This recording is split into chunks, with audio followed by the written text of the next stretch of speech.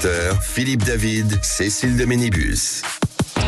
Comme chaque jour de la semaine, une table chatoyante. Françoise Degois. J'adore, c'est beau. Elle a des lettres quand même, la préfète. Mais Ouais, vous entendiez le contraire? Préfète. Non mais ça me... Elle essaye de se rattraper là. Je peux vous dire qu'elle rame tellement fort qu'elle pourrait déplacer le porte-avions Qui Charles ça, de Gaulle. Là. Françoise? Ouais. Non, elle me va bien comme ça. Non, je l'adore en préfète. J'adore qu'elle soit préfète. Madame Macron, si vous nous entendez, nommez-la préfète. Je ne sais pas d'où. Non, c'est pas elle qui nomme, c'est son Non, mari. c'est pas. Mais oui, mais Non. on s'en moque. Bon, bah, écoutez, vous voulez qu'on appelle? Appelez-moi l'Élysée. J'adore la fille qui appelle tout le monde dès qu'elle voit un truc.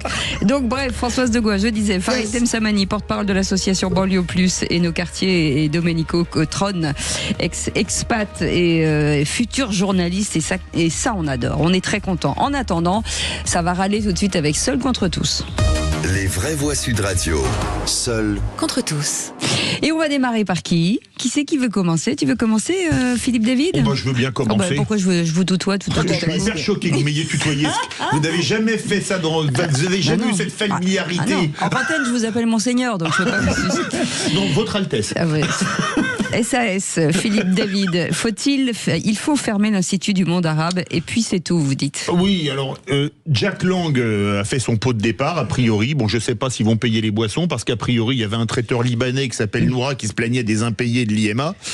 Et quand je vois les rapports de la Cour des comptes qui ont été faits sur l'Institut du monde arabe, parce que c'était très bien au début, ça a été créé il y a 44 ans, en 1982, parce que les pays arabes payaient leur quote-part. Puis il y en a de moins en moins qui ont payé, puis plus du tout.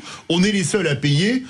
Donc, comme ça coûte quand même beaucoup d'argent, que la Cour des comptes a trouvé beaucoup à redire, ben moi je dis que, sachant qu'on cherche des économies, eh ben écoutez, pourquoi ne pas fermer l'Institut du monde arabe? Parce que quand je vois ce que va prendre la présidente en revenus, plus les autres, parce que ça fait partie des fromages de la République, comme le tunnel du Mont-Blanc, je vais pas tous les faire tant il y en a, parce qu'il faut bien pouvoir recycler les copines et les copains.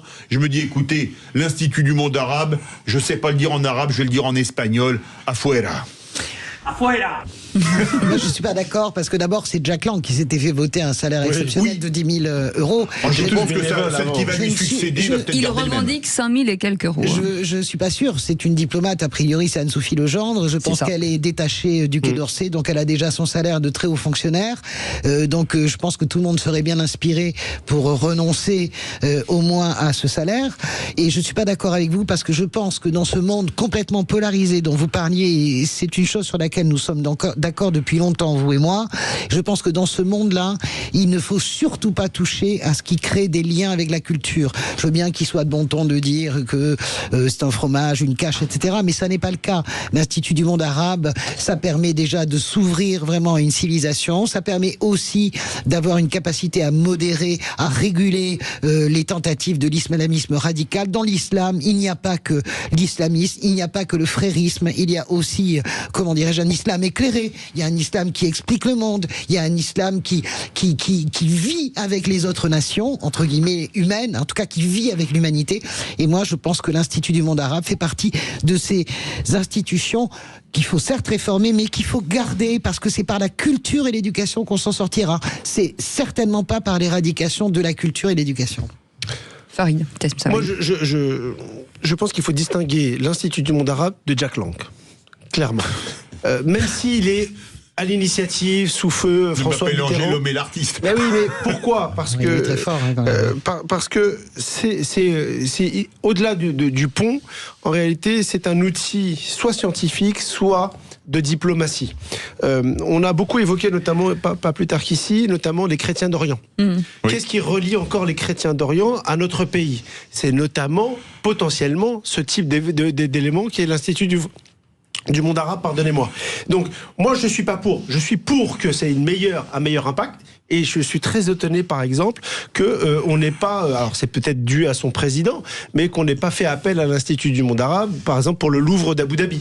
Par exemple, alors que ça aurait pu être quelque chose de... C'est le Louvre là qu'il n'a pas voulu. Je pense pas, je suis sûr. Mais même, hein. Pourquoi? Parce que justement, il y avait potentiellement une politisation justement à la tête de l'Institut du monde arabe. Moi, je suis pour que ça puisse exister. Je suis pour que ça puisse avoir un véritable rôle d'un point de vue de la civilisation, tout ce que l'on veut. Mais par contre, il faut une meilleure gestion. Il faut arrêter avec la gabegie. parce qu'il y en a eu, même avant Jack Lang, et surtout malheureusement avec l'ancien président. Domenico. Eh bien, je vais partager l'avis de mes confrères ce soir. Et pour une fois, je vais être contre vous, Philippe. Ouais, je suis d'accord. Pour moi, il faut le garder. Comme disait Françoise, pour la découverte de ce qu'on ne connaît pas, en fait. Prenez l'exemple. Personnellement, je n'y suis jamais allé. Je vous l'ai dit tout à l'heure, je vais y aller. C'est quelque chose que je veux faire avec mon fils. Il faut y aller, c'est voilà, pour vraiment découvrir ces choses-là.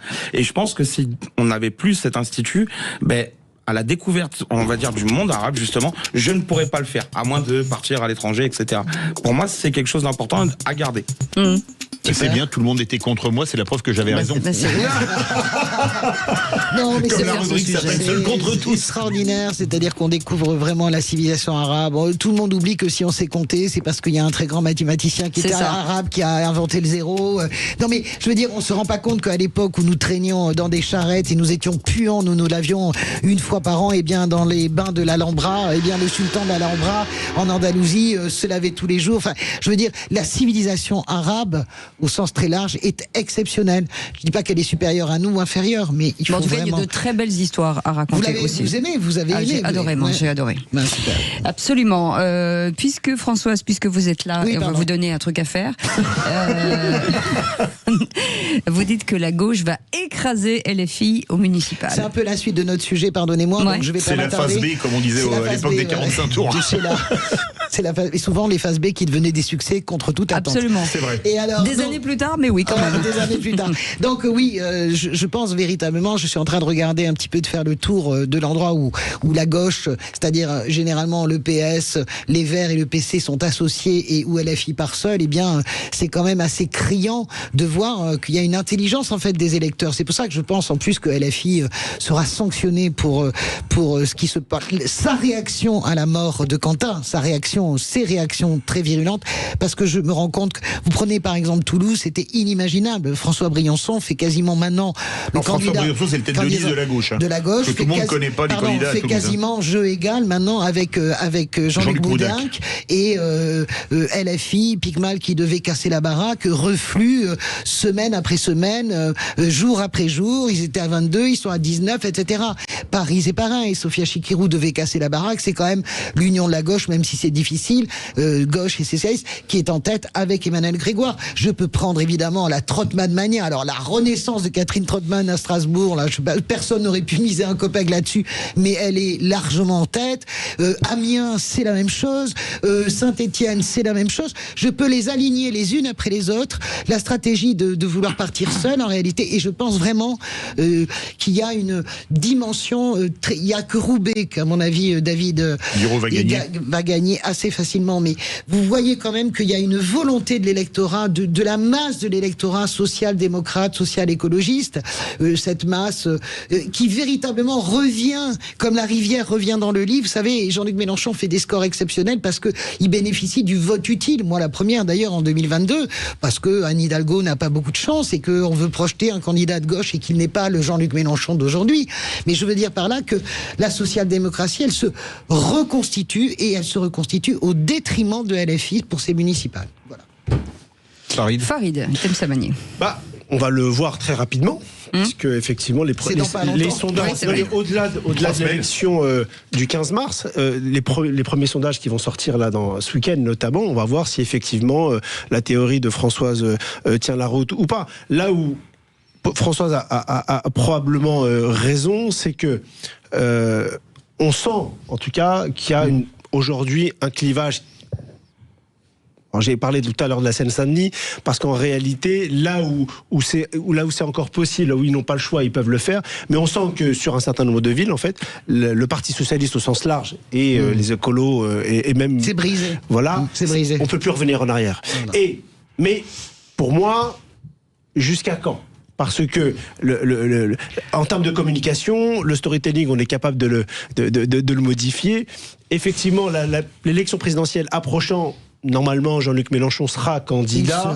Il y aura un candidat contre lui. Et il y aura forcément un candidat contre lui. Et la vraie bataille, elle sera là. Elle y sera donc. Elle y sera. On verra. Mais les premiers sondages de ce week-end nous diront si Françoise a raison ou pas. Non, mais il y a beaucoup de sondages déjà qui sont sortis. Non, mais là, c'est par rapport aux réactions de la France Insoumise par rapport à cet assassinat. Vous avez raison. C'est encore tout frais. Et on va voir déjà ce week-end. Si ça va basculer en tout cas. Je pense pas, moi, je pense pas qu'il y ait vraiment une rupture entre cette gauche social-démocrate et LFI. Elle est de façade. Parce que, comme je disais tout à l'heure, oui, au premier tour, ils vont partir divisés, il n'y a pas de problème. Mais au second tour, c'est à ce moment-là que, justement, cette rupture, on va voir qu'elle n'existe pas. Parce qu'ils auront besoin, cette gauche social-démocrate aura besoin de la réserve de voix LFI, ou inversement, LFI aura besoin de cette réserve de voix de la gauche social-démocrate. Pour moi, je le vois comme ça. Alors, au premier tour, effectivement, je pense que la gauche, l'union de la gauche sera supérieure à LFI. C'est le principe d'une union, c'est d'être plus fort que les autres qui sont tout seuls.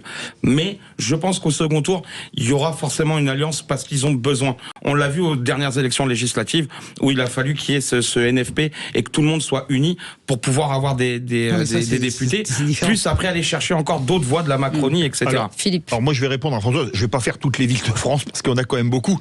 Vous parlez de la Trottmann Mania à Strasbourg. J'ai de la famille à Strasbourg, je connais un petit peu Strasbourg. C'est surtout, les gens ne veulent plus de Barséguian qui était maire écologiste, parce que ça a été une catastrophe. Et je pense que c'est pour ça que la gauche social-démocrate avec les écologistes va se planter, parce qu'à Lyon, Grégory Doucet est pas franchement donné gagnant les sondages. Non mais c'est pas nous, enfin ça c'est les villes conquises par les Verts. Non mais justement les Verts, les Verts. On n'est pas unis là, on s'en fout. Non mais ce que je veux dire c'est que quand vous dites que la gauche va surclasser LFI, moi j'en suis pas du tout convaincu. C'est évident. Parce que déjà les villes écologistes, à mon avis, vont perdre beaucoup de villes. Donc je disais Strasbourg, je disais Lyon, Poitiers a priori. Alors c'est pas une très très grosse ville, mais c'est pas très bien parti. Je sais Urmic à Bordeaux, on va voir. C'est pas certain qu'il repasse sur Mic. Non mais ça dépendra de mais après, vous disiez par exemple... Oui, mais ça reste les partenaires de la gauche. Vous preniez l'exemple de Roubaix. Moi, je crois qu'il va y avoir beaucoup de Roubaix en France.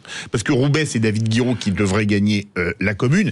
Mais je pense que beaucoup de communes, on parlait de la Seine-Saint-Denis tout à l'heure, vont être gagnées par LFI. Beaucoup de villes...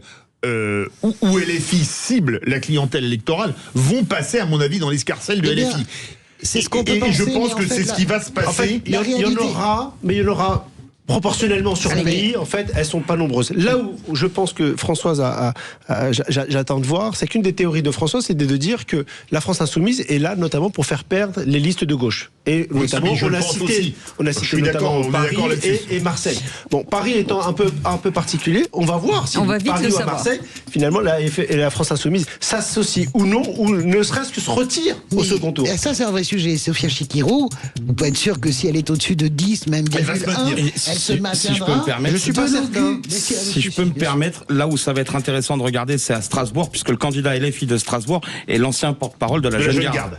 C'est là où ça va être intéressant de voir. Il risque de changer d'ici là, peut-être. Vous verrez qu'il a retiré une Jeune Garde de son profil Twitter. Vous verrez qu'il n'y aura aucune ambiguïté, ni à Paris, ni à Strasbourg. Je mets ma tête à couper, vous verrez. Merci en tout cas. Et j'en ai qu'une, donc je tiens à la garder. Elle est tellement pleine, il y a tellement de choses dedans. Il faudrait faire le ménage. Là, vous flattez. Vous êtes méchant. C'est la jalousie, François. Vous le savez très bien qu'il est jaloux de vous, bien entendu. En fait. Bah oui, c'est ça. Oui. Allez, dans un instant, les amis, écoutez bien. Enrôlez-vous dans les Non, c'est pas ça. Mais c'était pas du tout ce que je voulais. C'est pas du tout ce que je voulais. Non, c'est pas ça. Non, mais c'est pas ça. On l'a ou on l'a pas. On l'a pas. On l'aura dans quelques instants. Donc, dans un instant, la France qui bat son record de médailles au JO d'hiver. Frédéric Brindel sera avec nous dans quelques instants. À tout de suite. Sud Radio. Sud Radio. Parlons vrai. Parlons vrai. Sud Radio. Parlons vrai.